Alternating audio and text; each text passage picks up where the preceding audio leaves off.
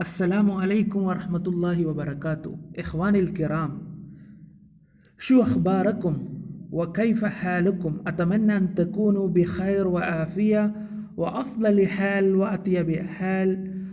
أسعد الله أوقاتكم أينما كنتم، حياكم الله وبياكم. الحمد لله أنا بخير.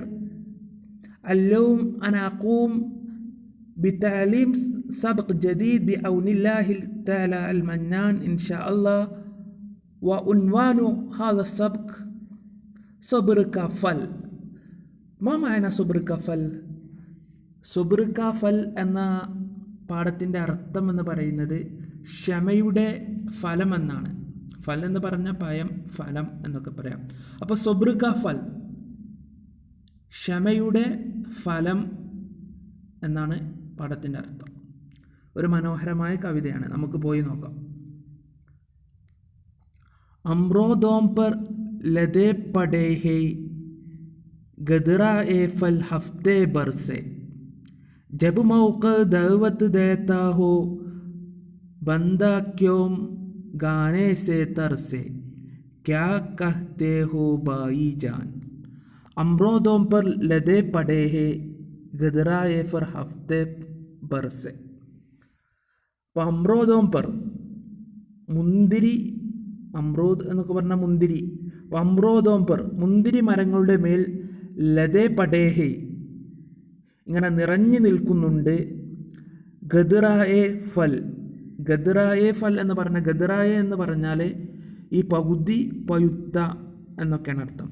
ഗദറായ ഫൽ, ഇങ്ങനെ പകുതി പയുത്ത പയങ്ങൾ. ഹഫ്തെ ബർസെ, ആഴ്ച മുഴുവനായി ഇങ്ങനെ തൂങ്ങിക്കിടക്കുന്നു. അപ്പം അതിൻ്റെ ഒരു ഗദ്യരൂപത്തിലാക്കുമ്പോൾ ഇങ്ങനെ പറയാം, ഹഫ്ത ബർസെ, ഹഫ്തെ ബർസെ, ആഴ്ച മുഴുവനായി. ഗദറായ ഫൽ, ഇങ്ങനെ പകുതി പയുത്ത പയം. അമ്രോദോം പർ, ഈ മുന്തിരി വള്ളികളുടെ മേൽ, മുന്തിരി വള്ളികളുടെ മേൽ. ലതേ പടേഹെ, ഇങ്ങനെ നിറഞ്ഞു നിൽക്കുന്നു. ജബ് മൗഖ ദഅവത് ദേതാ ഹോ ബന്ദാ ക്യോം ഗാനെ സെ തർസെ. ജബ് മൗഖ, മൗഖ എന്ന് പറഞ്ഞാൽ എന്താ? അവസരം. ദഅവത്ത് ദേന എന്ന് പറഞ്ഞാൽ ക്ഷണിക്കുക എന്നാണ് അർത്ഥം, അല്ലേ? ജബ് മൗഖ ദഅവത് ദേതാ ഹോ, എപ്പോഴാണ് അവസരങ്ങൾ ക്ഷണിക്കുന്നത്? അപ്പോൾ ദഅവത്ത് ദേന എന്ന് പറഞ്ഞാൽ അവസരങ്ങൾ ക്ഷണിക്കുക എന്ന് പറഞ്ഞാൽ അവസരങ്ങൾ ഉണ്ടാവുക എന്നാണ് അർത്ഥം. ജബ് മൗഖ ദഅവത് ദേതാ ഹോ, എപ്പോഴാണോ അവസരങ്ങൾ ഉണ്ടാകുന്നത്. ബന്ദ ക്യോം ഗാനേസെ തെർസെ, ബന്ദ എന്ന് പറഞ്ഞാൽ അടിമ എന്നാണ് അർത്ഥം. ബന്ദ ഇവിടെ മനുഷ്യൻ എന്ന് നമുക്ക് അർത്ഥം വെക്കാം. ബന്ദ മനുഷ്യൻ. ക്യോം ഗാനേസെ തെർസെ, എന്തുകൊണ്ടാണ് ഗാനേസെ ആ മുന്തിരികൾ ഇങ്ങനെ ഭക്ഷിക്കുന്നതിൽ നിന്ന് തെർസെ പേടിക്കുന്നത്? അപ്പോൾ മുന്തിരി വള്ളികൾ മുന്തിരികൾ ഇങ്ങനെ പകുത്ത് പാകമായി ആഴ്ചയോളം നിൽക്കുമ്പോൾ ഒരു മനുഷ്യൻ എന്തിനാണ് ആ മുന്തിരി വള്ളികളിൽ നിന്ന് മുന്തിരി എടുക്കാൻ പേടിച്ച് നിൽക്കുന്നത്? ക്യാ കഹ്തേ ഹോ ഭായിജാൻ, സഹോദര നീ എന്താണ് പറയുന്നത്? നിൻ്റെ അഭിപ്രായം എന്താ? അപ്പോൾ കവി ഉദ്ദേശിക്കുന്നത്, ഇപ്പോൾ മറ്റൊരാളുടെ, ഇപ്പോൾ മുന്തിരി എന്നുള്ളത് നമ്മളെ മുന്തിരി ആവുകയില്ല. അപ്പോൾ ആഴ്ചയോളം ഇങ്ങനെ മുന്തിരികൾ ഇങ്ങനെ തൂങ്ങിക്കിടക്കുമ്പോൾ അത് എടുക്കുന്നതിൽ നിന്ന് നീ എന്തിനാണ് ഭയക്കുന്നത് എന്നാണ് കവി ഫസ്റ്റ് ചോദിക്കുന്നത്. അപ്പോൾ നിങ്ങൾ കരുതും കവിയുടെ അഭിപ്രായം എന്ന് പറയുന്നത് നമ്മൾ മറ്റുള്ളവരുടെ മുതൽ എടുക്കണം എന്നാണ് നിങ്ങൾ ഫസ്റ്റ് കരുതും. പക്ഷേ അവസാനം അതിൻ്റെ ഒരു കൺക്ലൂഡ് ചെയ്യുന്ന ഭാഗത്ത് മറ്റുള്ളവരുടെ മുതൽ എടുക്കലല്ല നല്ലത് എന്ന രീതിയിലാണ് കവി കൺക്ലൂഡ് ചെയ്യുന്നത് കേട്ടോ. ഇംലിക്ക് നീച്ചി ഡാലി പർ. ഇംലി എല്ലാവർക്കും അറിയുന്നൊരു പദമായിരിക്കും, ഇംലി അല്ലേ? ഇംലി എന്ന് പറഞ്ഞാൽ പുളി, ഇംലി മിഠായിയൊക്കെ ഉണ്ടല്ലോ. അപ്പോൾ ഇംലിക്ക് നീച്ചി ഡാലി പർ, ഇംലി പുളിയുടെ, നീച്ചി ഡാലി പർ താഴെയുള്ള, നീച്ചി എന്ന് പറഞ്ഞാൽ താഴെയുള്ള, ഡാലി പർ, ഡാലി എന്ന് പറഞ്ഞാൽ കൊമ്പിനാണ് പറയുക. അപ്പോൾ പുളിയുടെ താഴത്തെ കൊമ്പിൻ്റെ മേൽ. ജൂൽ രഹേ ഹേ പാഞ്ച് കത്താരെ. ജൂൽ രഹേ ഹേ എന്ന് പറഞ്ഞാൽ ഇങ്ങനെ ആടിക്കൊണ്ടിരിക്കുന്നു. ജൂൽ രഹേ ഇങ്ങനെ ആടിക്കൊണ്ടിരിക്കുന്നു. പാഞ്ച് കത്താരെ, 5 പുളിങ്ങകൾ. കത്താര എന്ന് പറഞ്ഞാൽ ഈ പകുത്ത് പാകമായ പുളിങ്ങക്ക പറയാം. അപ്പോൾ 5 പുളിങ്ങകൾ ഇങ്ങനെ പുളിമരത്തിൻ്റെ താഴത്തെ കൊമ്പിൽ ഇങ്ങനെ ആടിക്കൊണ്ടിരിക്കുന്നു. അപ്പോൾ എങ്ങനെ അതിൻ്റെ നെസർ എങ്ങനെ പറയാം? 5 കത്താരെ, 5 പുളിങ്ങകൾ ഇംലി കി നീച്ചി ഡാലി പർ, നമ്മുടെ പുളിങ്ങ മരത്തിൻ്റെ താഴത്തെ കൊമ്പിൽ ജൂൽ രഹേ ഹേ, ഇങ്ങനെ എന്ത് ചെയ്യുന്നു, ആടിക്കൊണ്ടിരിക്കുന്നു. ഒന്നുമാടി പറഞ്ഞുതരാം. 5 കത്താരെ ഇംലി കി നീച്ചി ഡാലി പർ ജൂൽ രഹേ ഹേ, അങ്ങനെ അർത്ഥം വെക്കണം കേട്ടോ. खरबूजों की मीठी खुशबू चीख रहे हैं आरे आरे क्या कहते हो भाईजान. ഖർബൂസോം കോ മീട്ടി ഖുഷ്ബു, ഖർബൂസ് എന്ന് പറഞ്ഞാൽ മത്തൻ എന്നാണ് അർത്ഥം. അപ്പോൾ ഖർബൂസോം കി, മത്തനുകളുടെ, മീട്ടി ഖുഷ്ബു, ഈ മധുരിക്കുന്ന മധുരമുള്ള ഖുഷ്ബു, സുഗന്ധം, ചീഹ് രഹേഹെ, ഇങ്ങനെ വിളിച്ചുകൊണ്ടിരിക്കുന്നു. ചീഹ് രഹ്ന എന്ന് പറഞ്ഞാൽ വിളിക്കുക എന്നാണ് അർത്ഥം. അപ്പോൾ ചീഹ് രഹേഹെ, ഇങ്ങനെ വിളിച്ചുകൊണ്ടിരിക്കുന്നു. എന്താണ് വിളിച്ചുകൊണ്ടിരിക്കുന്നത്? ആരെ ആരെ വരൂ വരൂ എന്ന് വിളിച്ചുകൊണ്ടിരിക്കുന്നു. ക്യാ കഹ്തേ ഹോ ഭായിജാൻ, എന്താണ് സഹോദര നീ പറയുന്നത്, അല്ലേ? അപ്പോൾ മരങ്ങളിലൊക്കെ ഇങ്ങനെ മാങ്ങകളും അല്ലെങ്കിൽ മറ്റുള്ള പഴങ്ങളൊക്കെ ഇങ്ങനെ തൂങ്ങി കിടക്കുമ്പോൾ അത് നമ്മളിങ്ങനെ വിളിക്കുക, എന്നെ കഴിച്ചിട്ട് പോയിക്കോളൂ, എന്നെ ഭക്ഷിച്ചിട്ട് പോയിക്കോളൂ എന്ന് ഓരോ പഴങ്ങളും വിളിക്കുന്നുണ്ട് എന്നാണ് കവി പറയുന്നത്. അപ്പിന രസ്ത ദേഖ് രഹേ ഹേ ആട്ട് ഷരീഫ ആംഗേം പാടേ. അപ്പിന രസ്ത ദേഖ് രഹേ ഹേ, തൻ്റെ വഴി കാണിച്ചു കൊണ്ടിരിക്കുന്നുണ്ട്.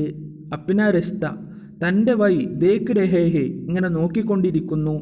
ആട്ട് ഷരീഫെ, 6 സീതപ്പഴം. ഷരീഫ എന്ന് പറഞ്ഞാൽ സീതപ്പഴം, ചക്കപ്പഴം എന്നൊക്കെ പറയും. ചക്കപ്പഴം നിങ്ങൾ കണ്ടിട്ടില്ല, അത് തന്നെയാണ് ഈ സീതപ്പഴം. പാട്ട് ഷരീഫെ, 6 ചക്കപ്പഴങ്ങൾ, ആംഗേം, നമ്മുടെ കണ്ണുകൾ എന്ത് ചെയ്യുന്നു, ഫാഡെ, അതിങ്ങനെ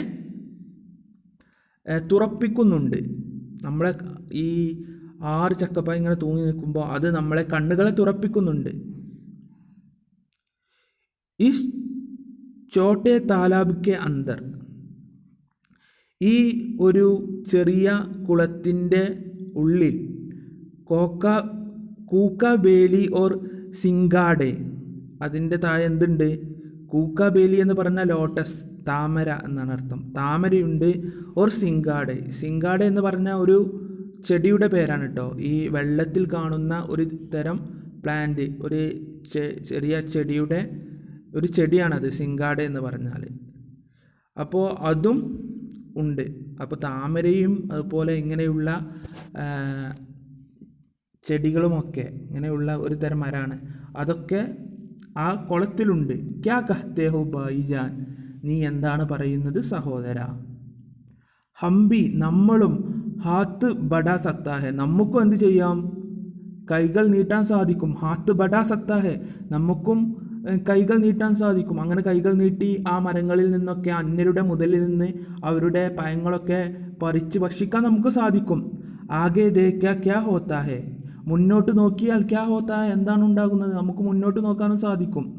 ഖൗലു മഗർ സച്ചാ ഹെ എ ബി, എങ്കിലും, എ ബി എന്നിട്ടും, മഗർ കൗലു സച്ചാ ഹെ, കൗലു മഗർ സച്ചാ ഹെ എ ബി, എന്നിട്ടും ഈ ഒരു പഴമൊഴി, കൗല് എന്ന് പറഞ്ഞാൽ പഴമൊഴി, സച്ചാഹെ സത്യമാണെങ്കിൽ, എന്നിട്ടും ഈ ഒരു പഴമൊഴി സത്യമാണെങ്കിൽ എന്ത്, സബ്ർ കാ ഫൽ മീഠാ ഹോത്താ ഹെ, ക്ഷമയുടെ ഫലമാണ് ഏറ്റവും മധുരിക്കുന്നത്. സബ്ർ കാ ഫൽ, ക്ഷമയുടെ ഫലം, ക്ഷമയുടെ പഴമാണ് അല്ലെങ്കിൽ ക്ഷമയുടെ ഫലമാണ് മീഠാ ഹോത്താ, ഏറ്റവും മധുരിക്കുന്നത്. അപ്പോൾ ഇങ്ങനെയൊക്കെ ഉണ്ട്, മുന്തിരിയുണ്ട്, മറ്റുള്ള പഴങ്ങളുണ്ട്.